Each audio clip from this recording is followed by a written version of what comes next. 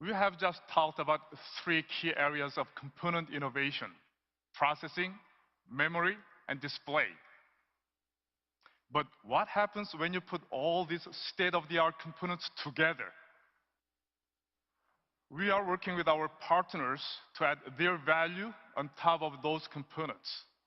One such partner is Microsoft. Here to tell us more about how they are using Samsung's components to extend their solutions is Microsoft's Chief Technical Strategy Officer, Eric Roeder.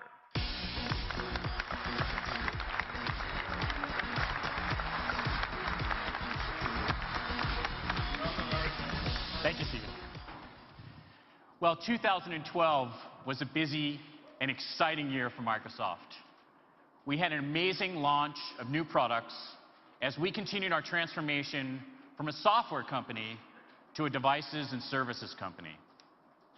We've been incredibly focused on the user experience from end to end, from the data center where your information is stored and secured, to the modern UI applications that are always up to date.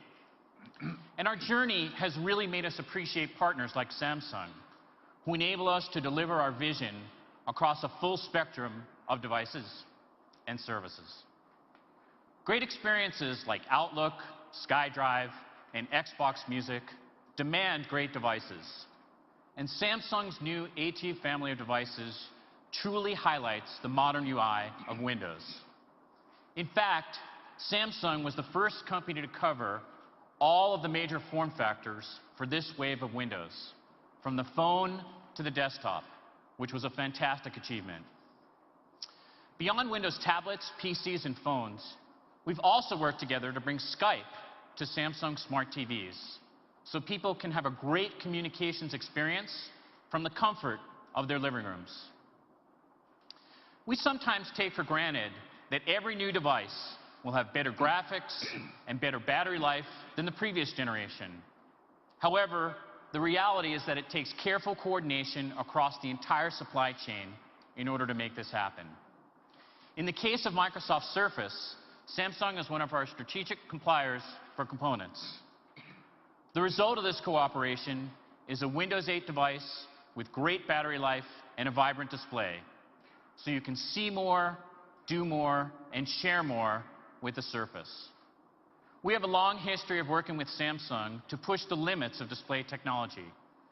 You can see this clearly in the massive Microsoft multi-touch display that took center stage when we launched Windows 8 and the new version of Office. After today's announcements, it should be clear that there is no rule that says displays or computers need to be flat, opaque, or rigid.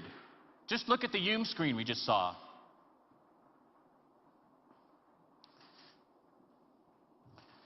We actually have a prototype of Windows Phone and how it would look on one of these screens. And Microsoft's vision is that sensors like Kinect, combined with flexible, transparent, and projected displays, will bring us to a point where any object can be a surface and can be a computer.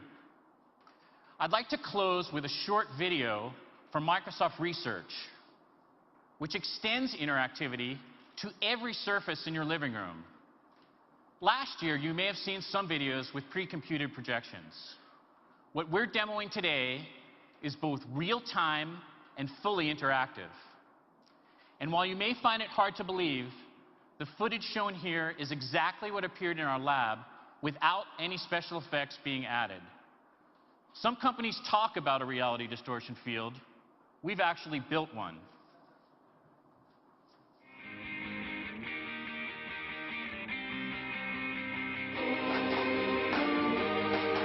Xbox, go big.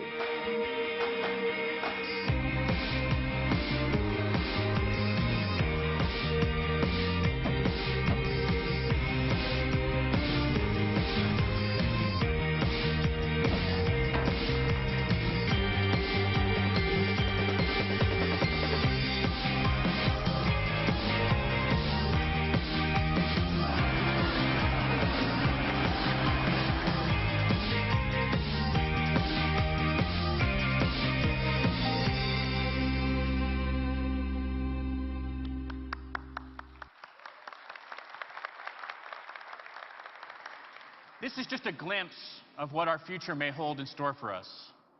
We're excited that this technology can be used